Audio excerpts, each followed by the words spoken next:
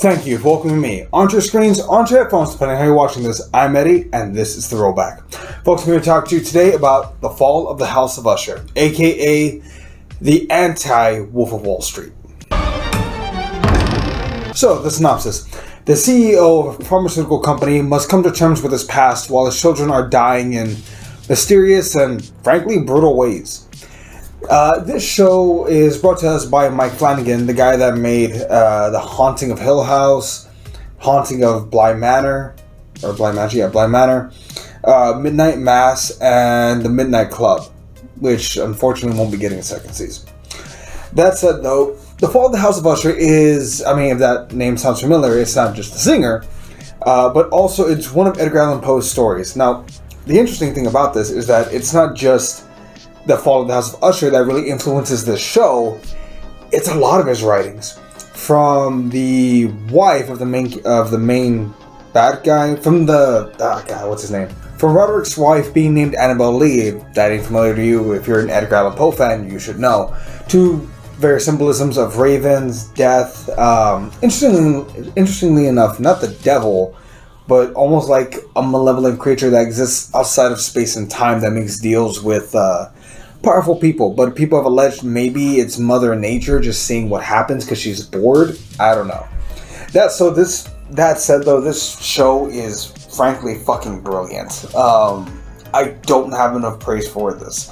From the way that they seamlessly use different Edgar Allan Poe symbolism, different stories, and integrate them into the lives of each of the kids, each one of them dying in a brutal fucking way. The first kid, Perry, dying from acid rain. Again, Mother Nature possibly. That's kind of the way they try to put it. Oddly enough, his death is somewhat caused by his father. They were experimenting with drugs, a lot of illegal shit, a lot of big illegal fines. They didn't know that the rainwater, the thing that's supposed to store the water for the building, was actually filled with corrosive material that would have killed people. And lo and behold, when they tap into it to make it rain during the sex club celebration, acid falls from the sky and it only gets worse from there. Second kid gets beaten to death / chewed alive / mauled by a chimpanzee, not a monkey. The third to oldest kid will tell you that. Verna will tell you that. Not Verna. Vic will tell you that. Third kid falls from a fucking balcony like 70 stories up and falls to his death chasing a cat that was never really there. Somewhat reminiscent, not that reminiscent sort of Telltale Heart, but really the next one is really Telltale Heart. Vic stabs herself in the chest after murdering her partner. Who else? We've got Tammy, who is launching this thing called Goldbug, which is a lifestyle choice because Goldbug isn't just fitness, it's a lifestyle. Goldbug, the new Kardashian. Let's be honest, we all know how the story goes. Again, a brutal death with glass impaling her in every goddamn direction. And the last guy, Frederick, he fucking deserved the brutal death that he got. I won't give spoilers. I'm just gonna say pliers. The fucking pliers, man. But all that leads into this great story that escalates, each kid getting kind of their own episode to shine, if you can call it that, shine. So you can understand the debauchery, why they're broken, but also the fact that they're not good people. All of this escalating and coming to a head when you find out that Roderick and Madeline, two twins, born bastards from a guy who never claimed them, working at his pharmaceutical company, managing to take it over in the most hostile of takeovers after their mother died when they were teenagers in brutal fashion. They made a deal with not the devil. The deal was as followed. You will live a life of luxury. You will get away with any crime you attempt to commit. Literally, God has your back almost. But here's the flip side. There will come a day where I come to collect. When Roderick dies, and Roderick and his sister have to die at the same time. When one of them dies, they both die at the same time. Their entire bloodline will be wiped out. Not just kids, but grandkids too, which is one of the saddest parts of the show, if I'm honest here. And nonetheless, they agree. Which also, I just want to point out, maybe the one flaw of this entire show. What if they had just adopted all their kids? Like, technically they're not blood, Like, they're not my blood children. I adopted them and I love them emotionally. Does that mean they get to continue to exist like bulletproof? Because that's not the worst thing in the world. Or could he have negotiated, take away half my lifespan in exchange for this, but you can't come after my kids? I don't know. I think that would have been not a bad idea. Maybe he should have negotiated, but nonetheless, as Nikki told me, the thing is, I'm thinking rationally and I'm thinking from a position of, I don't want to fuck over my kids. See, the poison here is that Roderick decides he will reap the rewards, but the debt comes from the next generation. Which is really symbolic of you fucking boomers, huh? Ah, it's fine, fuck the environment, the next kid's gotta deal with it, fuck them kids. Am I right? That said though, it's insane, the symbolism. It's insane how much they do here. From Madeline, the sister of Roderick, the twin sister. She's obsessed with creating AI, almost as if she believes that her maker will come, and she's trying to preserve herself in any way she can.